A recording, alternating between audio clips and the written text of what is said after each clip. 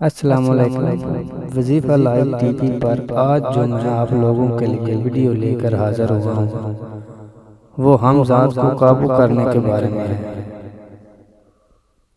बहुत से लोगों ने रिक्वेस्ट की कि हम ज़ात को काबू करने का कोई अमल बताएं, इसलिए आज मैं आपके लिए बहुत आसान अमल हम ज़ात को काबू करने का लेकर आया हूँ।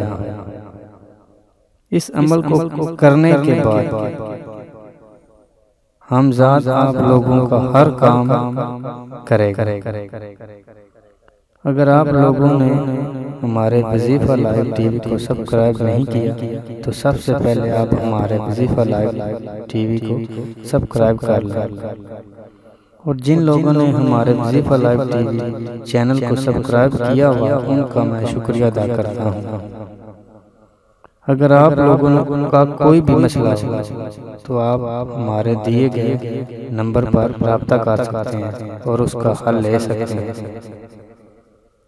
और हमारी वीडियो को शेयर करना मत भूलें।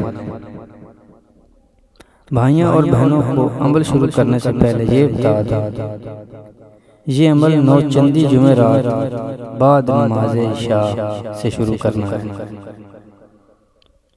और शुरू करने से पहले एक मिट्टी के नए चिराग में सरसों का तेल डालें, उसमें नई रुई की बत्ती बनाएं और अपने पस से पुष्ट वो चिराग रोशन करें।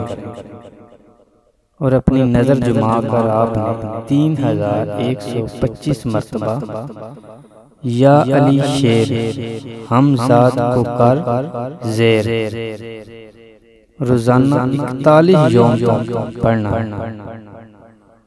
अमल शुरू करने से पहले 11 मरतबा दुरूद शरीफ पढ़ना लाजमी है। 41वें से दिन हम ज़ात हाज़िर हो और अपना अहद व पैमान उससे कर लें, अपना कौल कर अपनी बातचीत वो उससे तय कर लें। उसके बाद जब आप हुक्म देंगे वो आपका हुक्म बजा लाएगा। इंशाल्लाह बहुत ही मुजरब अमल है और बहुत ही आसान है। ये अमल आप लोगों के लिए एक तोहफा है। बहुत से लोगों ने इस अमल से फायदे हासिल किए हैं। उम्मीद करते हैं ये वीडियो आप लोगों को पसंद आई होगी।